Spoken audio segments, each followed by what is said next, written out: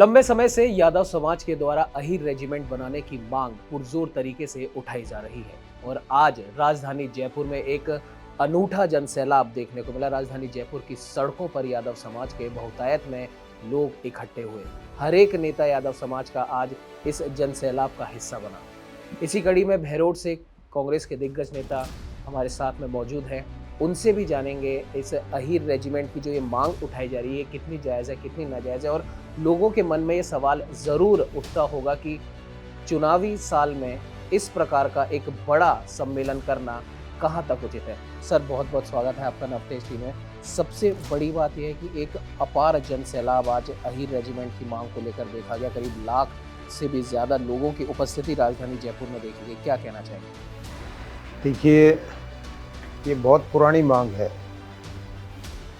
और हर व्यक्ति के नौजवान की ज़बान पे एक शब्द है कि अहीर रेजिमेंट हक हमारा। और ये बात जायज़ इसलिए लगती है कि अहीरों का भारतीय सेना में बहुत त्याग और तपस्या का इतिहास रहा है। आपको ध्यान होगा, जब रेजांगला का युद्ध हुआ था उसमें चुशूल की घाटी में जो चौकी थी उसमें 130 जवान थे मेजर शैतान सिंह जी के नेतृत्व में।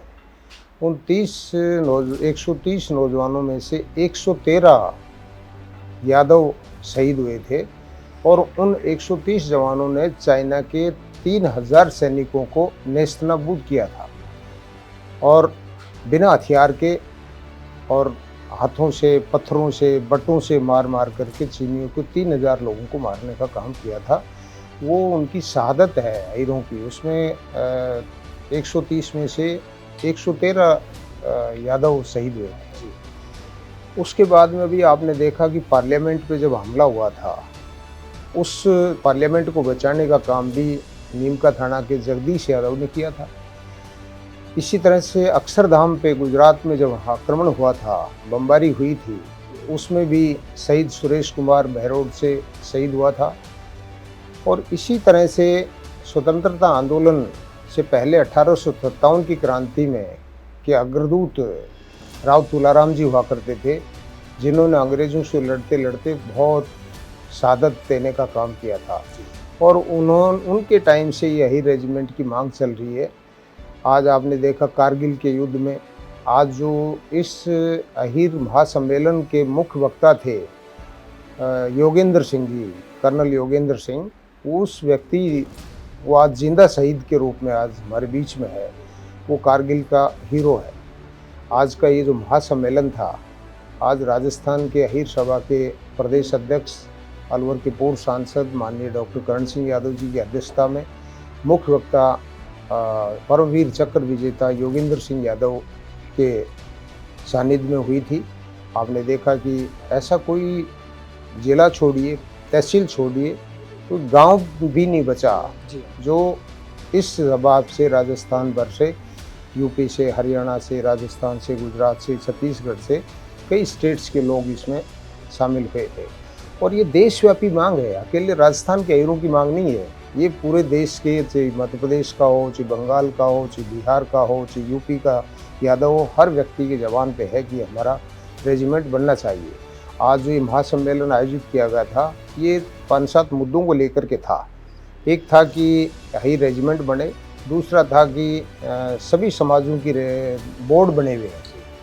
इस तर्ज पे हमारा भी कृष्ण भगवान के नाम पे कोई विकास बोर्ड यादवों का बने और राव तुलाराम के नाम पे जयपुर में कोई सड़क का नामकरण हो। राव तुलाराम जी की जयंती के ऊपर 23 सितंबर को राजकीय अवकाश घोषित किया जाए। और इसी तरह से हमारे राजनीतिक दल जो भी हैं, चाहे कांग्रेस हो, चाहे बीजेपी हो, चाहे और दूसरी पार्टी हो, अहीरों की मांग है कि कम से कम हर पार्टी यादव समाज के 10 लोगों को टिकटें देने का काम करे ताकि प्रतिनिधित्व बढ़े। पिछली बार निश्चित रूप से कांग्रेस पार्टी ने पहल की थी। मैं धन्यवाद देना चाहूँगा कांग्रेस पार्टी के नेतृत्व को। पहली बार राजस्थान में 4 यादवों को टिकट दिया गया। कोटपुतली है, शाहपुरा है, बहरोड है, किशनगढ़ है।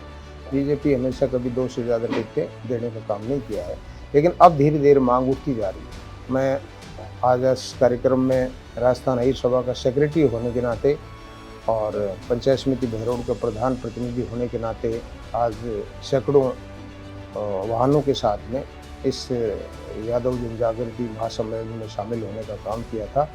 और मैंने अपने उद्बोधन में ये सब बातें कही थी कि अहीरों का हक है, क्योंकि शहादत भरा इतिहास रहा है। चाहे कारगिल को देख लें, चाहे अक्षरधाम को देख लें, चाहे पार्लियामेंट पर हमले को देख लें, चाहे रेजांगला के युद्ध को देख लें, इन सब युद्धों में, इन सब घटनाओं में यादवों की शहादत रही है। देखिए, रेजिमेंट बनाना कोई स्टेट गवर्नमेंट का काम नहीं है, रेजिमेंट बनाने का काम केंद्र सरकार का है।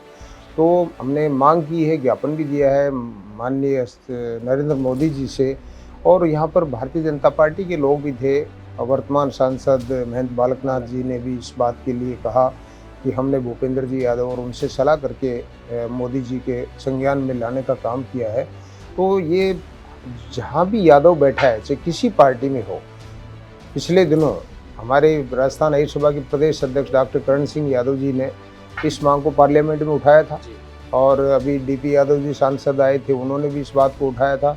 और मुलायम सिंह जी जब रक्षा मंत्री हुआ करते थे, उन्होंने भी इस पहल को बहुत मजबूती से लेकर शुरुआत करने का काम किया था। लेकिन क्या कोई तकनीकी कमी है, क्या विधिक बाधा आ रही है, क्यों नहीं बन पा रही, इस बात की हमको जानकारी ज़्यादा नहीं है। लेकिन हमारा हक है कि अहीर रेजिमेंट बने। इस बात को लेकर के आज बहुत बड़ा हजूम के साथ में जयपुर में अहीर सभा का सम्मेलन हुआ था, और बहुत शांतिपूर्वक, और नौजवानों में बड़ा भारी जोश था। और ऐसा कोई गांव ढाणी नहीं है जहां का प्रतिनिधित्व तो आज यहाँ पे नहीं हुआ हो। आप लोगों ने भी पधारे उस कार्यक्रम में, और हमने सभी नौजवानों को, भागीदारों को, आयोजकों को आभार व्यक्त करते हुए अपनी बात को संबोधन दिया था कि हमारा हक है वो मिलना चाहिए। धन्यवाद। देश और दुनिया की हर बड़ी खबर के लिए सब्सक्राइब करें नवतेज टीवी, और पल पल के अपडेट्स के लिए बेल आइकन को दबाना ना भूलें, क्योंकि आपकी खबरों का भरोसेमंद साथी है नवतेज टीवी।